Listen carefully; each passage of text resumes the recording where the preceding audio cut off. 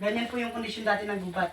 Sobrang maganda, maraming mga puno, mga bungkay, maraming hayop, pero nung pasok po ng mga tao para sirain yung gubat, ganito po yung inabot natin dito sa Masumi. So yan po yung mga iligan na ginawa.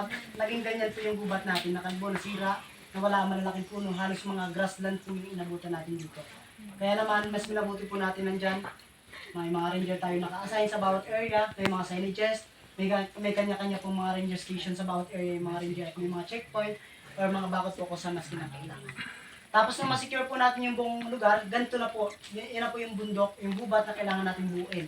So direkta po siya nasisikatan ng araw, wala nang sustansya yung lupa dahil nga po sa paulit-ulit ng sinuno. So kailangan po natin gawin, piliin yung mga puno may kakayang mabuhay sa anumang tindi ng sikat ng araw, ito yung lupa.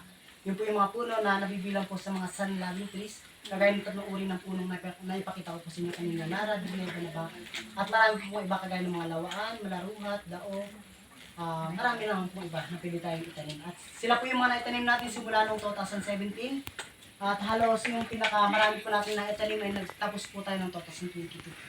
At hinihintay pa po natin yung lumaki ng kagaya nito, yung mga naitanim natin dito, hanggang sa magkaroon ng lilimat protection course. So ngayon po kung may mga lilimat protection, yung mga puno natin, yung mga sanga, mga dahon malalaglag sa lupa, magbubulok, magiging pataba.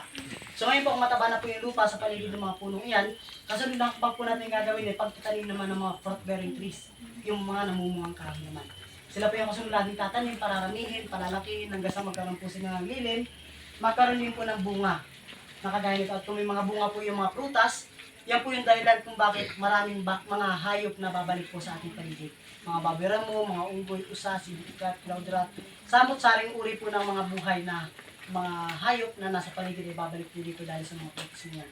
At kung bumalik po dito yung mga hayop na yan, yun po yung ating mga makakatulong para sa pag-restore ng gubat dahil kakainin po nila yung prutas, yung mga buto idudumi nila sa paligid hanggang sa mapabilis po natin yung reforestation natin ginagawa. So, yan po yung pinakang focus ng ating project, pero nabanggit niyo po kanina kung gaano katagal. Matagal pong proseso yan sa tingin po natin dahil halos hindi pa po tayo nangangalahatian sa ngayon. Maliliit pa lang po yung mga puno natin nandito sa legacy trail. So kaya naman, yung pong lugar tinawag natin siyang legacy trail. Kumbaga yung ginagawa natin